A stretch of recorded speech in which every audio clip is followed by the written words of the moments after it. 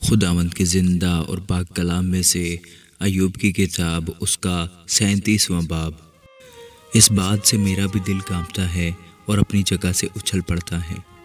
ذرا اس کے بولنے کی آواز کو سنو اور اس زمزمہ کو جو اس کے منہ سے نکلتا ہے۔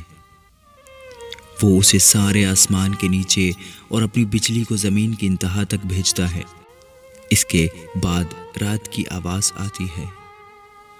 وہ اپنے جلال کی آواز سے گرجتا ہے، اور جب اس کی آواز سنائی دیتی ہے تو وہ اسے روکتا ہے۔ خدا عجیب طور پر اپنی آواز سے گرجتا ہے۔ وہ بڑے بڑے کام کرتا ہے جن کو ہم سمجھ نہیں سکتے، کیونکہ وہ برف کو فرماتا ہے کہ تو زمین پر گر۔ اسی طرح وہ بارش سے اور موسلادھار می سے کہتا ہے۔ وہ ہر آدمی کے ہاتھ پر مہر کر دیتا ہے، تاکہ سب لوگ جن کو اس نے بنایا ہے اس بات کو جان لیں۔ تب درندے غاروں میں گھس جاتے اور اپنی اپنی ماند میں پڑے رہتے ہیں۔ آندھی جنوب کی کوٹری سے اور سردی شمال سے آتی ہے۔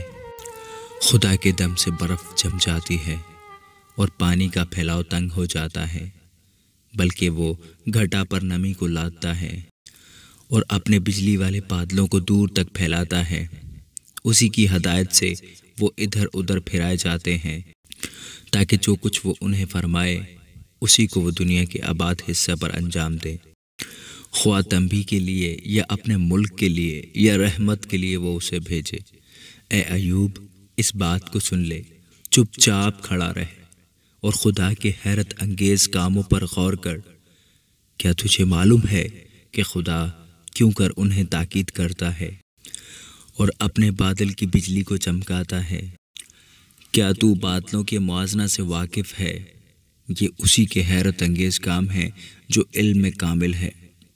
جب زمین پر جنوبی ہوا کی وجہ سے سناٹا ہوتا ہے تو تیرے کپڑے کیوں گرم ہو جاتے ہیں؟ کیا تو اس کے ساتھ فلک کو پھیلا سکتا ہے جو ڈھلے ہوئے آئینہ کی طرح مضبوط ہے؟ ہم کو سکھا کہ ہم اس سے کیا کہیں، کیونکہ اندھیرے کے سبب سے ہم اپنی تقدیر کو درست نہیں کر سکتے۔ کیا اس کو بتایا جائے کہ میں بولنا چاہتا ہوں، یا کیا کوئی آدمی یہ خواہش کرے کہ وہ نگل لیا جائے؟ ابھی تو آدمی اس نور کو نہیں دیکھتے جو افلاک پر روشن ہے، لیکن ہوا چلتی ہے اور انہیں صاف کر دیتی ہے۔ شمال سے سنہری روشنی آتی ہے۔ خدا محیب شوکت سے ملبس ہے۔